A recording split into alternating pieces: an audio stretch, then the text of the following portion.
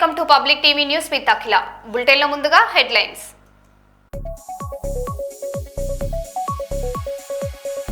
హైదరాబాద్ లో పలు చోట్ల భారీ వర్షం.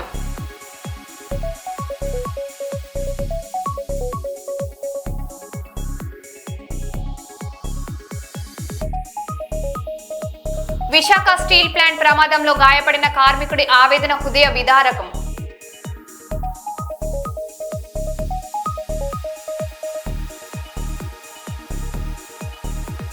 చెరువును తవ్వి దోచుకుంటున్న భూపాలపల్లి నాయకులు.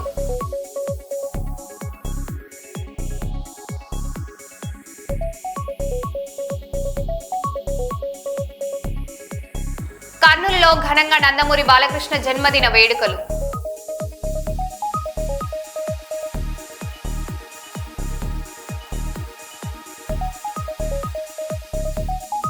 స్టీల్ ప్లాంట్ ప్రమాద బాధితులను పరామర్శించిన డిప్యూటీ సీఎం పవన్ కళ్యాణ్.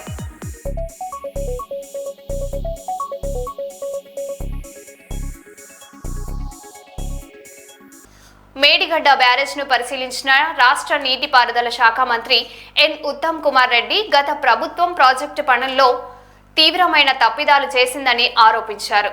భారీ అప్పులతో నిర్మించిన ప్రాజెక్టు ప్రజలకు ప్రయోజనం చేర్చకుండా దెబ్బతిందన్నారు. ప్రజా ప్రభుత్వం మేడిగడ్డ పునరుద్ధరీకరణకు కట్టుబడి ఉందని, వచ్చే ఏడాది జూన్ నాటికి పనులు పూర్తి చేసి సాగునీరు అందిస్తామని స్పష్టం చేశారు. 38,000 కోట్లతో పనులు మొదలుపెట్టడం జరిగింది. ఆ హయాంలో సుమారు 6,000 కోట్ల పనులు జరిగినాయి. ఆ ప్రభుత్వం అయిపోయి ప్రత్యేక రాష్ట్రం వచ్చి కేసీఆర్ గారు ముఖ్యమంత్రి అయినాక ఇంకో 5,000 కోట్ల పని అయినాయి. అంటే 11,000 కోట్ల పని, అంటే సుమారు 30% పనులు అయిపోయింది. ఆ హయాంలో ఆనాటి ముఖ్యమంత్రి కేసీఆర్ గారే కేంద్ర ప్రభుత్వానికి లేఖ రాసింది. దీనికి జాతీయ ప్రాజెక్ట్ గా గుర్తింపించి ఆ ఫండింగ్ కేంద్ర ప్రభుత్వం నుంచి మెజారిటీ ఫండింగ్ ఇవ్వాలని. మీ అందరికీ ఈ హిస్టారికల్ బ్యాక్గ్రౌండ్ తెలుసు. ఆ రోజు అదే విధంగా కొనసాగితే 2016-17 ఆ సమయంలోనే ఆ ప్రాజెక్ట్ ప్రాణహిత చేవెళ్ల ప్రాజెక్టు పూర్తయి 38,000 కోట్లకి 16.5 లక్షల ఎకరాల ఆయకట్టు వచ్చి ప్రాజెక్టు పూర్తయి ప్రాణహిత నుంచి చేవెళ్ల వరకు తెలంగాణ రాష్ట్రానికి ఎంతో మేలు జరిగే సస్యశ్యామలయ్యేది. కేవలం గత ప్రభుత్వానికి క్రెడిట్ రావద్దని, ఎక్కువ ఖర్చు పెడితే ఎక్కువ కమిషన్లు వస్తాయని ఒక తప్పుడు నిర్ణయంతో ఈరోజు చాలా కేటగారికల్ గా చెప్పగలుగుతాం మనం. సిడబ్ల్యూసి మన ఒపీనియన్ మనం కూడా ఇచ్చిండ్రు. అసలు తుబ్బడి అట్టి దగ్గర నీళ్ళు లేవని కానీ మేము ఎన్నడూ చెప్పలేదు. అదేవిధంగా ముంపు విషయంలో ఆ రోజు ఒకవేళ 5 లక్షల ఎకరంకి వాళ్ళు ఒప్పుకోకుంటే తెలంగాణ ప్రభుత్వం 50 లక్షలు పర్ ఎకరం ఇచ్చినా ఈ ప్రాజెక్టు షిఫ్ట్ చేసి మేడిగడ్డ కట్టేదానికంటే ఉచితంగా ఉండే, ఉంటే బెటర్ గా ఉండే, ప్రాజెక్టు పూర్తి అవుతుండే. మరి వాళ్ళు ఒక తప్పుడు నిర్ణయంతో యావత్ తెలంగాణకి బీఆర్ఎస్ పార్టీ, గత బీఆర్ఎస్ ప్రభుత్వం తీవ్రమైన ద్రోహం చేసిండ్రు. వాళ్ళు షిఫ్ట్ చేసి మన మేడిగడ్డ అని చెప్పి మరి మళ్ళా ప్రాజెక్ట్ కాస్ట్ పెంచుతూ పోయి మరి చివరిగా 1,00,000 కోట్లని, ఇప్పుడు 1,27,000 కోట్లని, ఇప్పుడు సిఎల్సి అంచనాల మేరకు 1,45,000 కోట్లు అవుతుంది ప్రాజెక్టు. సరే, ఇంత ఖర్చు పెట్టిన తర్వాత ఏమో ఉపయోగపడిందా అంటే 3 బ్యారేజెస్ కూడా డిసెంబర్ 7, 2023 మేము అధికారంలో వచ్చినాం. ఈ రోజు వరకు ఒక్క చుక్క నీళ్లు ఉపయోగించలేదు. వాళ్ళ అధికారంలో ఉన్నప్పుడే అక్టోబర్ 2023లో బ్యారేజీలు కూలినాయి. బ్యారేజీలు కేంద్ర ప్రభుత్వ సంస్థలు వాళ్ళు ఎంక్వైరీ ఇన్వెస్టిగేట్ చేసిండ్రు. లోపభూయిష్టంగా డిజైన్ ఉంది, నిర్మాణం ఉందని వాళ్ళ హయాంలోనే మరి అందరూ ఒప్పుకోవడం జరిగింది. మరి మేము దీన్ని అకౌంటబిలిటీ కోసం జ్యుడిషియల్ కమిషన్, అదేవిధంగా సాంకేతికంగా దేశంలోనే అత్యున్నత సంస్థ నేషనల్ డ్యామ్ సేఫ్టీ అథారిటీతో ఎంక్వైరీ, విజిలెన్స్ కమిషన్ ఎంక్వైరీ, రకరకాల ఎంక్వైరీ చేయించి ఆ తర్వాత మాకు ఏ రాజకీయ దురుద్దేశం లేదు అని మరోమారు నిరూపించడానికి ఈ బ్యారేజీల పునరుద్ధరణ కార్యక్రమం మొదలుపెట్టినాము. దానికి పునరుద్ధరణ చేయడానికి డిజైన్ కన్సల్టెంట్ గా ఒక ప్రపంచ ప్రఖ్యాత సంస్థ ఆఫ్రిన్ అనే కంపెనీని ఎంగేజ్ చేసి వాళ్ళు ఐఐటి బాంబేతో జాయింట్ వెంచర్ గా మరి ఇప్పుడు ఈ డిజైన్ పనిలో ఉన్నారు వాళ్ళు. అదేవిధంగా ఎన్డిఎస్ఏ ఏమేం టెస్టులు చేయమన్నారో సాయిల్ టెస్టింగ్ కానీ స్ట్రెస్ టెస్టింగ్ కానీ అన్ని టెస్టులు ఇప్పుడు వేగవంతంగా ముందుకు పోతున్నాము. మా ప్లాన్ ఆఫ్ యాక్షన్ ఏంటంటే ఈ నెల చివరి వరకు కానీ జూలై మొదటి వారంలో టెస్టులు పూర్తి చేయాలి. ఆ టెస్టుల ఆధారంగా బ్యారేజ్ పునరుద్ధరణ డిజైన్ చేయాలి. డిజైన్ అంతా రెడీ పెట్టుకొని ఆ డిజైన్లని సిడబ్ల్యూసి మరియు ఎన్డిఎస్ఏ అనుమతులు తీసుకొని ఈ వర్షాకాలం మాన్సూన్స్ అయిపోగానే సుమారు నవంబర్ డిసెంబర్లో పనులు మొదలుపెట్టి ఒక్క వర్కింగ్ సీజన్ లో కలెక్టరేట్లోని మినీ కాన్ఫరెన్స్ హాల్లో తిరుపతి ఎకనామిక్ రీజియన్ ఏర్పాటులో భాగంగా కర్నూలు జిల్లా ఆర్థిక అభివృద్ధి దార్శనికతపై సంబంధిత అధికారులతో సమీక్ష నిర్వహిస్తున్న ఎక్సైజ్ గనుల శాఖ ప్రిన్సిపల్ సెక్రటరీ ముఖేష్ కుమార్ మీనా. ఈ సమావేశంలో పాల్గొన్న జిల్లా collector doctor A Siri, joint collector Nurul Kamar, సంబంధిత అధికారులు తదితరులు పాల్గొన్నారు.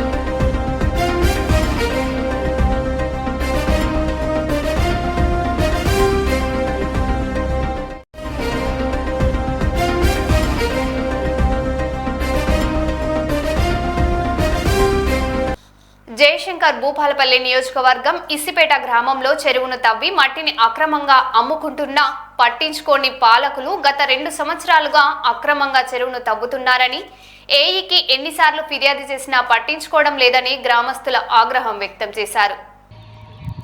అధికార పార్టీ అండతో పాచిపేట గ్రామంలో జేసీబీలు పెట్టి మొరం తోడుతున్నారు. ఇది ఎవరైనా ఖండించాలి. ఏఈడి అయినా డి అయినా ఇరిగేషన్ డిపార్ట్మెంట్ ఎవరైనా స్పందించాలి. స్పందించినప్పుడు వాళ్ళ మీద చర్య తీసుకోబడుతుంది.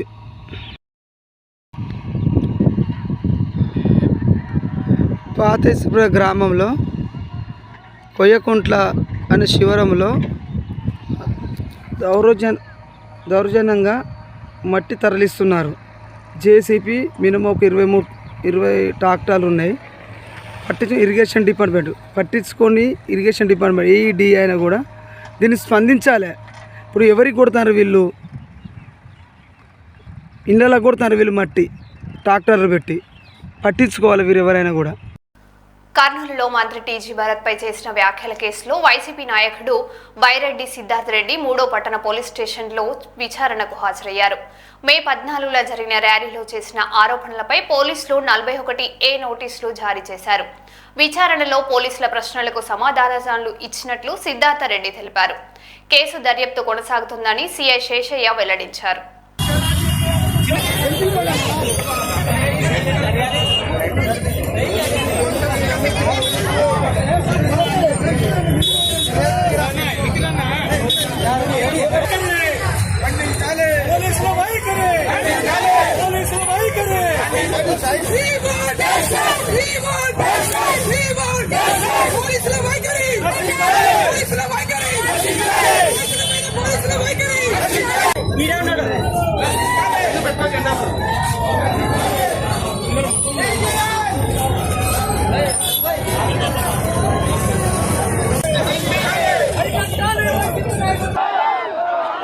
మీరు అన్యాయంగా అరెస్ట్ చేస్తారని మేము ధర్నా చేస్తాండి.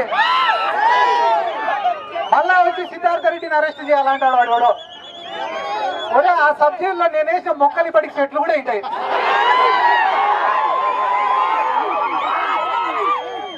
మళ్ళా కొత్తగా వచ్చి వీళ్ళు నాకు సబ్జెక్టుని పరిచయం చేస్తామంటే ఇక నవ్వేదానికే ఏడ్చేదానికే ఇవన్నీ సిగ్గున్నాను కాదన్నా.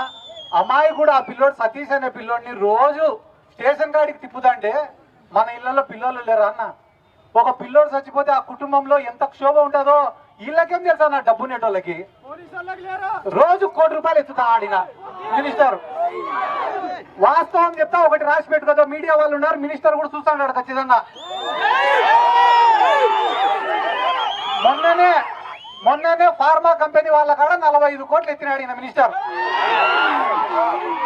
నారా లోకేష్ కూడా తెలియకుండా 45 కోట్లు ఎత్తినాడు.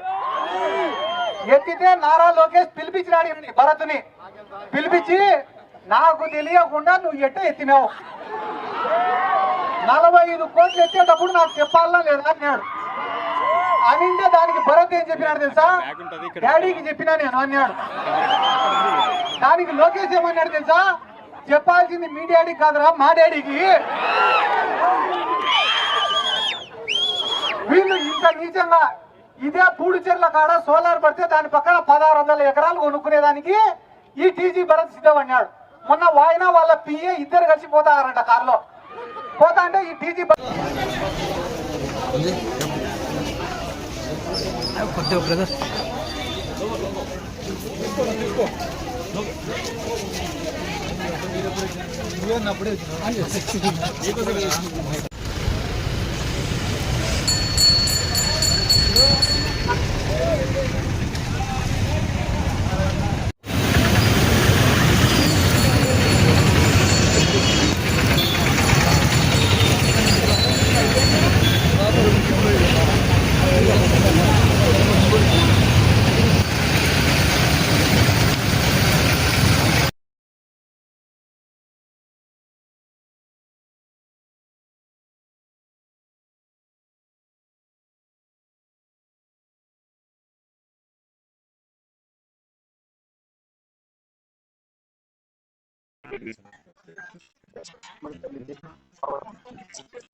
దాదాపు ఒక 10 రోజులు అయిందన్న కేసు నమోదు చేసి, ఆ కేసు నమోదు చేసిన దానిపైన నాకు 41 CRP నోటీస్ ఇచ్చినారు. దాంట్లో భాగంగానే ఈరోజు విచారణకు హాజరు కమ్మని చెప్పినారు. ఆ రోజు మీటింగ్లో ఏం జరిగింది, ధర్నాలో ఏమేమి జరిగింది, ఆ రోజు చేసిన ఆరోపణలపైన వాళ్ళు క్వశ్చన్లు అడిగినారు, వాటికి ఆన్సర్ చెప్పడం జరిగింది. ఓకే, క్రైమ్ నెంబర్ 147/26 దాంట్లో విచారణలో భాగంగా ఈ కేసులో నిందితుడిగా ఉన్నటువంటి వైరెడ్డి సిద్ధార్థ రెడ్డి గారికి ఆల్రెడీ నోటీస్ సర్వ్ చేయడం జరిగింది. నోటీస్ మేరకు ఈరోజు అతను పోలీస్ స్టేషన్కి విచారణ నిమిత్తం హాజరవ్వడం జరిగింది. సో విచారణలో మనం కొన్ని ప్రశ్నలు అడగడం జరిగింది. దానికి సంబంధించిన అతని దగ్గర నుంచి పూర్తి సమాధానాలు తీసుకున్న తర్వాత అతనికి మళ్ళీ తిరిగి అతను 35 Class 3 నోటీస్కి కంప్లై చేసినట్లుగా మళ్ళీ అతనితో సిగ్నేచర్స్ తీసుకొని అతను పంపించడం జరిగింది. కేసు అయితే దర్యాప్తులో ఉంది, ఇంకా కొంతమందిని విచారించాల్సిన అవసరం ఉంది ఇందులో. సో విచారణ తర్వాత తదుపరి విషయాలు తెలియజేస్తాం. Thank you. సరైన సమాధానం చెప్పారు సార్ దానికి? మనం అడిగిన ప్రశ్నలకు అన్నింటికీ కూడా సరైన సమాధానాలు వచ్చాయి. అదే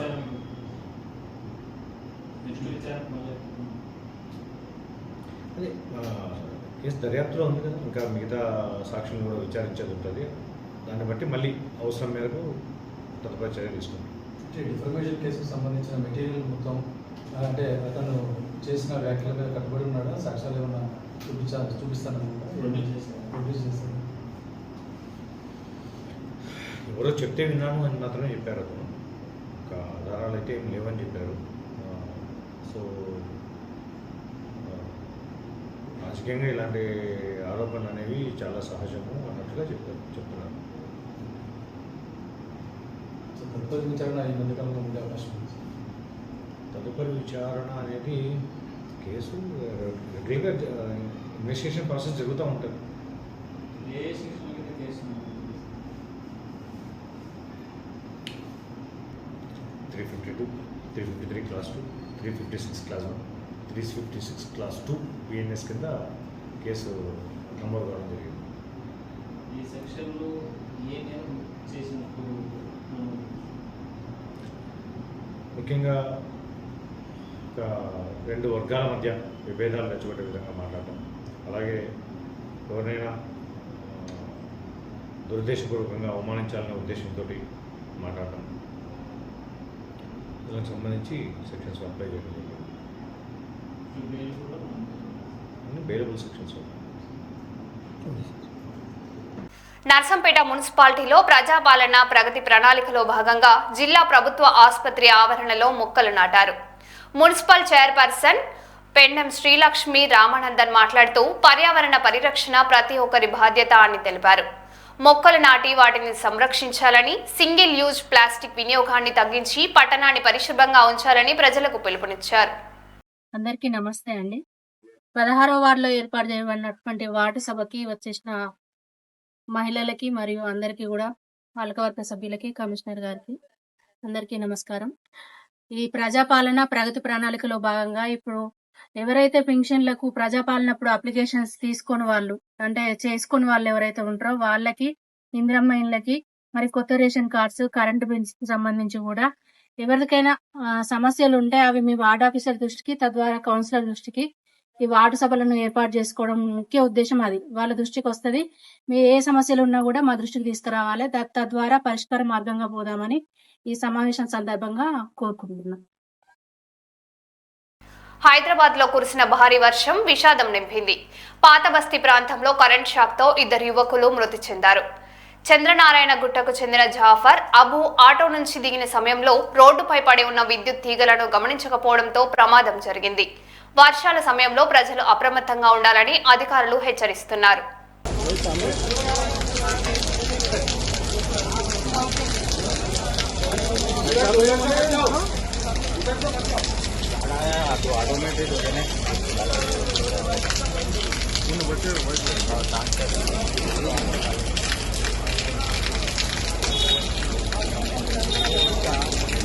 విశాఖ ఉక్కు కర్మాగార ప్రమాదంలో మృతుల కుటుంబాలను పరామర్శించేందుకు మంత్రి నారా లోకేష్ నేతృత్వంలో కేంద్ర రాష్ట్ర మంత్రుల బృందం KGH కు చేరింది.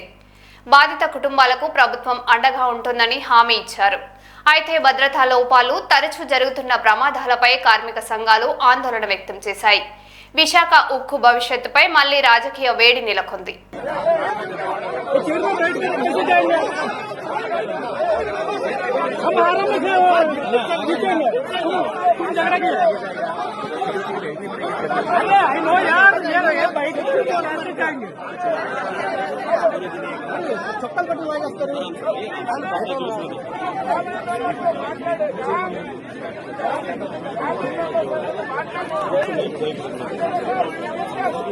మేడం మేడం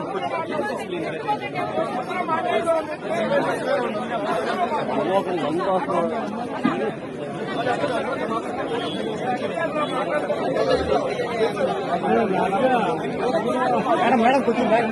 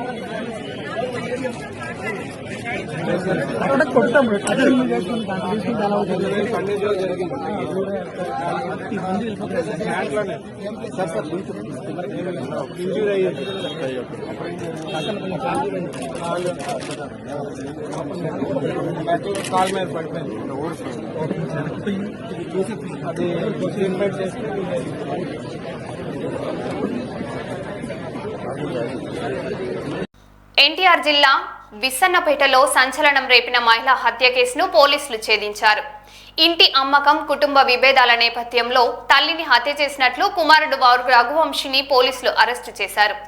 సాంకేతిక ఆధారాలు విచారణలో నేరం అంగీకరించినట్లు సిఐ గిరిబాబు తెలిపారు. నిందితుడిని అదుపులోకి తీసుకొని తదుపరి దర్యాప్తు కొనసాగిస్తున్నారు. ప్రింట్ అండ్ ఎలక్ట్రానిక్ మీడియా సోదరులందరూ కూడా శుభోదయం. ఈ నెల 8వ తారీఖున మనకి సాను ఉమాదేవి అనే ఆమె కంప్లైంట్ చేయడం జరిగింది.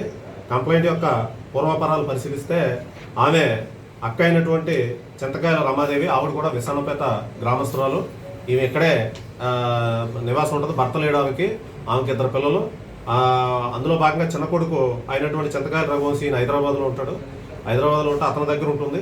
అతని దగ్గర ఉంటూ ఈ పెన్షన్ తీసుకునే దానికి ప్రతి నెల ఇక్కడికి విసన్నపేట రావడం జరుగుతుంది. అదేవిధంగా ఇక్కడ విసన్నపేట వచ్చింది. అయితే ఈమె ఇచ్చిన కంప్లైంట్ ఇవి ఏంటంటే ఒక అనుమానాస్పద స్థితిలో మృతి చెంది ఉండగా వీళ్ళ ఈ స్థానం మాది ఫిర్యాదుదారి ఎవరైతే ఉన్నారో అది గమనించి రిపోర్ట్ చేయడం జరిగింది. సదరు రిపోర్ట్ మీద 70/2026 అండర్ సెక్షన్ 103(1) BNS ప్రకారం కేసు నమోదు చేయడం జరిగింది విసన్నపేట పోలీస్ స్టేషన్లో. తదుపరి ఈ కేసు నందు దర్యాప్తుని మైలవరం ఇన్ఛార్జ్ సిఐ గారు అయినటువంటి కిషోర్ బాబు గారు ఇన్ఛార్జిగా దీని యొక్క దర్యాప్తుని చేపట్టడం జరిగింది.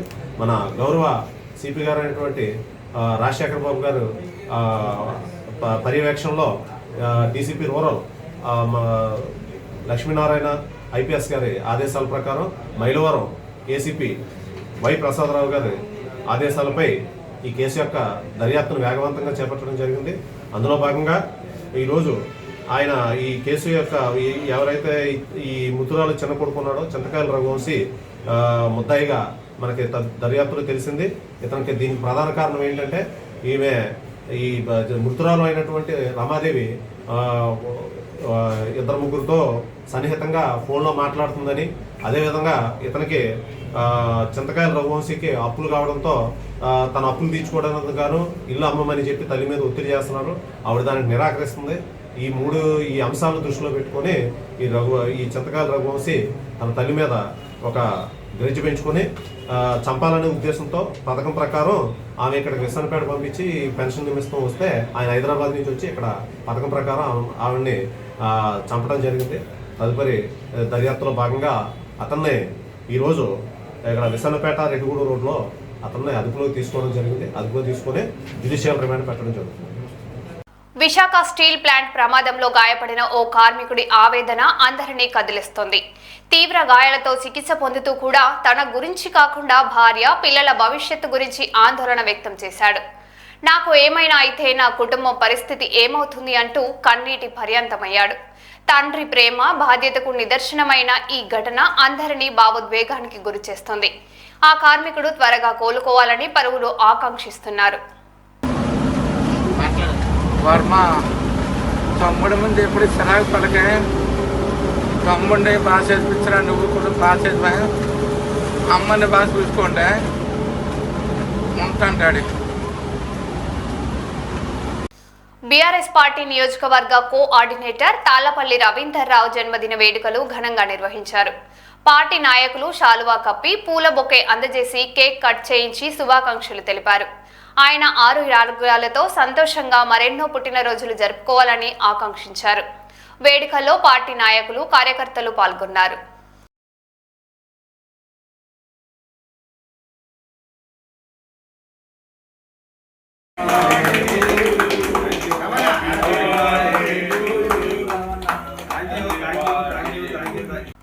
మరో బులెటిన్లో మళ్ళీ కలుద్దాం. Stay tune.